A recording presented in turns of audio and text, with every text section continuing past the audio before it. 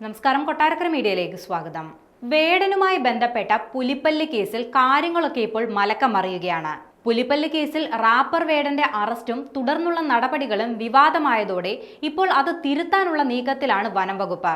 വേടനെ തിടുക്കപ്പെട്ട് arrest ചെയ്തതിലും മറ്റും ഉദ്യോഗസ്ഥർക്കെതിരെ നടപടിയെടുക്കുമെന്നാണ് സൂചന.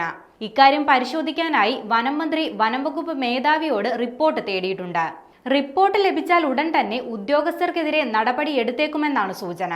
പുലിപ്പല്ല് കേസിൽ വേടനെ അറസ്റ്റ് ചെയ്തതിന് പിന്നാലെ രൂക്ഷ വിമർശനം ഉയർന്നതോടെ വനം വകുപ്പ് പ്രതിക്കൂട്ടിലായിരുന്നു.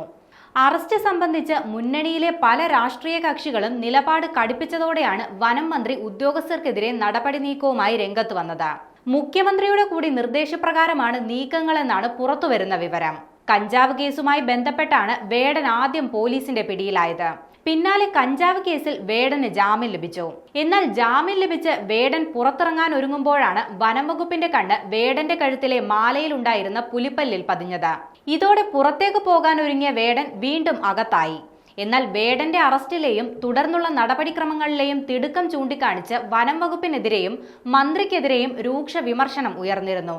വേടനെതിരെ നടപടിയുണ്ടാകുമെന്ന് ആദ്യഘട്ടത്തിൽ സൂചിപ്പിച്ച വനം മന്ത്രി പിന്നാലെ നിലപാട് മയപ്പെടുത്തുകയും ചെയ്തു. എന്നാൽ പുലിപ്പല്ല് കേസിൽ ജാമ്യാപേക്ഷയുമായി കോടതിയെ സമീപിച്ച വേടൻ പുറത്തിറങ്ങുന്നതിൽ വനം വകുപ്പിന് തീരെ താല്പര്യമുണ്ടായിരുന്നില്ല. വേടൻ രാജ്യം വിട്ടു പോകാൻ സാധ്യതയുണ്ടെന്നും തെളിവ് നശിപ്പിക്കാൻ സാധ്യതയുണ്ടെന്നുമായിരുന്നു വനം വകുപ്പിന്റെ വാദം.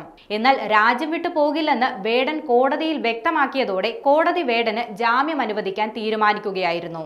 പിന്നാലെ അന്വേഷണമായി സഹകരിക്കണം, കേരളം വിട്ട് പുറത്തു പോകരുത്, 7 ദിവസത്തിനുള്ളിൽ പാസ്പോർട്ട് കോടതിയിൽ സമർപ്പിക്കണം, എല്ലാ വ്യാഴാഴ്ചയും അന്വേഷണ ഉദ്യോഗസ്ഥന് മുന്നിൽ ഹാജരാകണം തുടങ്ങിയ കർശന ഉപാധികളോടെ കോടതി വേടന് ജാമ്യം അനുവദിക്കുകയായിരുന്നു. ജാമ്യം ലഭിച്ച വേടൻ പുറത്തിറങ്ങിയിട്ടും വിവാദങ്ങൾ ഒഴിഞ്ഞിരുന്നില്ല.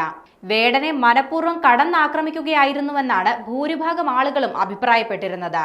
അതിന് പിന്നാലെയാണിപ്പോൾ വേടന്റെ അറസ്റ്റിൽ വനം വകുപ്പിനെതിരെ നടപടി സ്വീകരിക്കാൻ അധികൃതർ ഒരുങ്ങുന്നത്.